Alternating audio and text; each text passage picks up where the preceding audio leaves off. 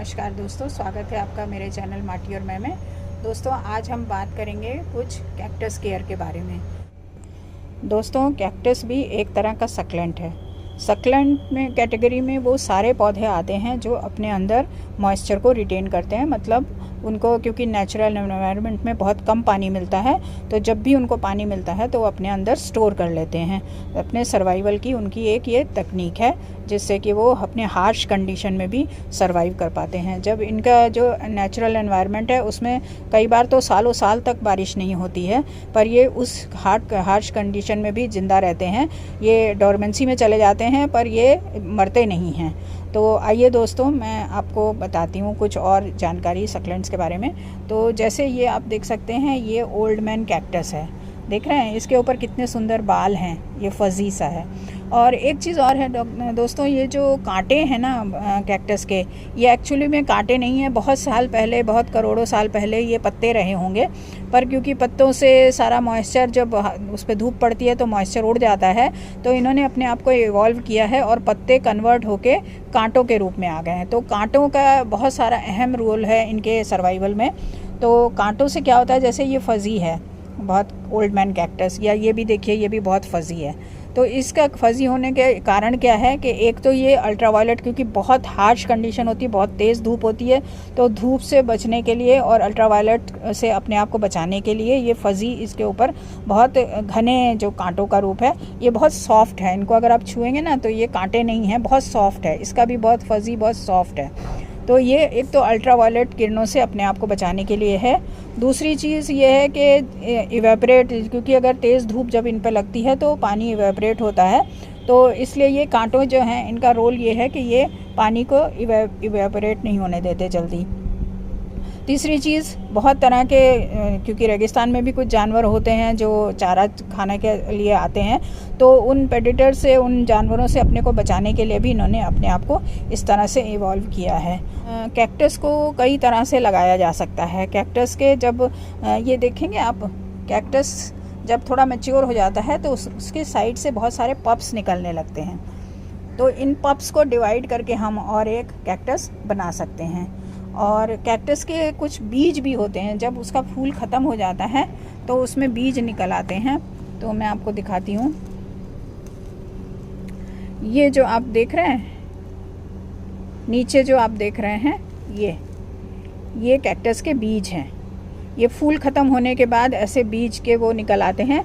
तो इनको अगर आप निकालेंगे और इनको फोड़ेंगे तो इसके अंदर से छोटे छोटे बीज निकलेंगे। तो बीज से भी कैक्टस उगाया जा सकता है।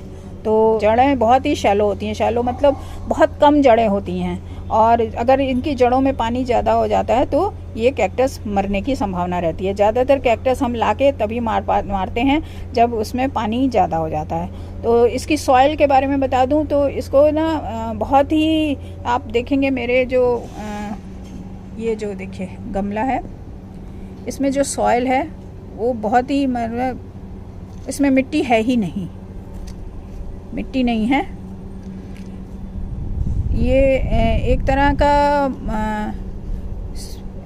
जब भट्टे में से जो राख निकलती है ना, उसमें से छाना हुआ ये है। इसको इसे यूज़ करके कैक्टस के लिए बहुत अच्छा होता है। तो इसमें मेरे इसकी जो सॉइलिंग मिक्स है उसमें क्या है, मोरंग है, बालू है, और बहुत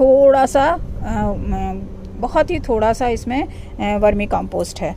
तो इस मिक्सचर को यूज़ करके मैंने इसका पॉटिंग मिक्स बनाया है और उसमें ये लगाए हैं। और इनको पानी देने का एक है कि एक तो इनको डायरेक्ट सनलाइट चाहिए, कम से कम 6 से 8 घंटे, तब ये बहुत अच्छे से चलते हैं।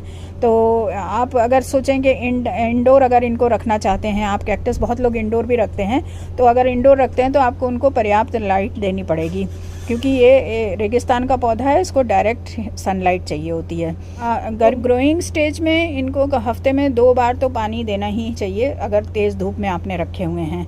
और सर्दियों में आप महीने में 1 बार पानी दें, क्योंकि सर्दियों में ये डोरमेंसी में चले जाते हैं, और सर्दियों में अगर आपने इनको ज़्यादा पानी दिया तो ये मर जाने के बहुत चांसेस होते हैं। तो पानी गर्मियों में तो ज़रूर दीजिए, पर गर्मियों में भी ये नहीं कि आप रोज़ दे दीजिए और इसकी जड़ें गीली ही रहें, क्योंकि अगर जड़ें गीली रहेंगी तो बहुत जल्दी ये सड़ेगा। तो और अलग अलग कैक्टस की अलग अलग पानी की रिक्वायरमेंट होती है। ये जो है इसको थोड़ा पानी ज़्यादा चाहिए होता है, पर जो कांटे वाले कैक्टस हैं उनको पानी कम चाहिए होता है।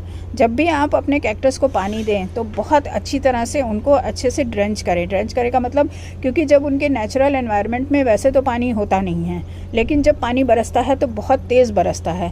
तो जब आप पानी दें जब भी कैक्टस को, तो इतना पानी दें कि उसके नीचे से पानी निकल जाए, मतलब इतना अच्छे से उसकी जड़ें पानी सोख लें।